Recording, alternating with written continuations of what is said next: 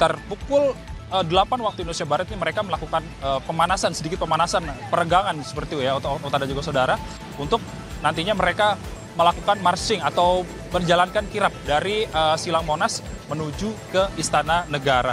Adapun hingga saat ini selain dari 481 kepala daerah yang hadir, ada 22 kepala daerah yang tidak hadir atau tidak akan dilantik di Jakarta pada hari esok dari gladi bersih jelang pelantikan kepala daerah 2002 yang terpilih dalam Pilkada 2024 ini sudah dilakukan sekitar pukul 8:30 waktu Indonesia Barat, yang mana tadinya para kepala daerah terpilih ini, Okta dan juga saudara, sempat di holding dulu atau ditahan dulu di kawasan Silang Monas atau tepatnya di Taman Pandang Monas sebelum nantinya sebelum akhirnya pada hingga saat ini para kepala daerah yang terbagi menjadi 30 kelompok atau 30 peleton ini sudah melaksanakan kirap perjalanan secara berjalan kaki ke Istana Negara.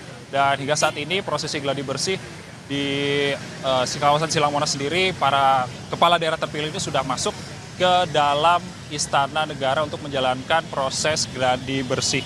Adapun hingga saat ini terdapat 481 dari 505 kepala daerah yang hadir dalam gladi bersih pada hari ini, dan juga diantaranya ini juga tadi juga sempat dibagi-bagi seperti itu menjadi 30 peleton, yang mana pada hari ini awalnya pada sekitar pukul 7 waktu Indonesia Barat tadi para kepala daerah terpilih ini sudah hadir di kawasan Silang Monas untuk mempersiapkan diri, dan juga tadi sekitar pukul 8 waktu Indonesia Barat ini mereka melakukan sedikit pemanasan peregangan seperti itu ya, Ota dan juga saudara, untuk nantinya mereka melakukan marching atau menjalankan kirap dari Silang Monas menuju ke Istana Negara. Adapun hingga saat ini selain dari 481 kepala daerah yang hadir, ada 22 kepala daerah yang tidak hadir atau tidak akan dilantik di Jakarta pada hari esok. Di antaranya ini adalah para kepala daerah terpilih dari wilayah Aceh,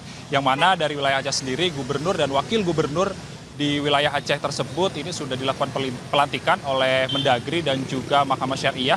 Sementara nanti para bupati dan wakil bupatinya yang berada di wilayah Aceh ini akan dilantik di hadapan gubernur dan juga Mahkamah Syariah. Adapun kalau misalnya kita berkaitan dengan rundown yang akan dilaksanakan besok ini, pelantikan pada tanggal 20 Februari 2025 ini akan dilangsungkan pada pukul 9 waktu Indonesia Barat hingga pukul 10 waktu Indonesia Barat. Jadi sebanyak 481 kepala daerah terpilih dari 33 provinsi, 364 kabupaten, 84 kota itu dipastikan mengikuti acara ini. Dan undangan yang telah disebar itu sekitar 2.456 undangan. Untuk dipastikan besok di kawasan Silang Monas dan juga menuju ke Istana Negara ini sudah dipastikan besok akan penuh terhadap para tamu undangan yang hadir di acara pelantikan kepala daerah terpilih.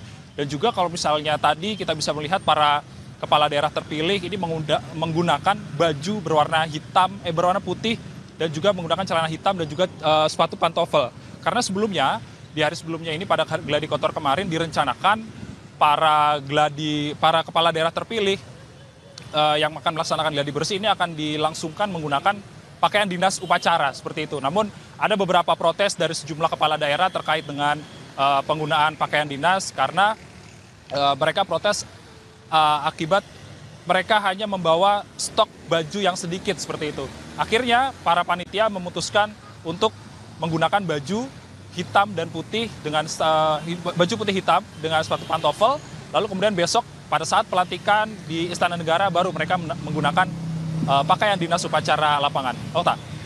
Diko, kalau dari visual yang saat ini terlihat memang ada banyak sekali kepala daerah dan juga wakil kepala daerah terpilih. Lantas di Monas sendiri ini apakah ditutup, kemudian lalu bagaimana situasi lalu lintas di sana? Apakah ada pengalihan arus lalu lintas atau seperti apa, Niko?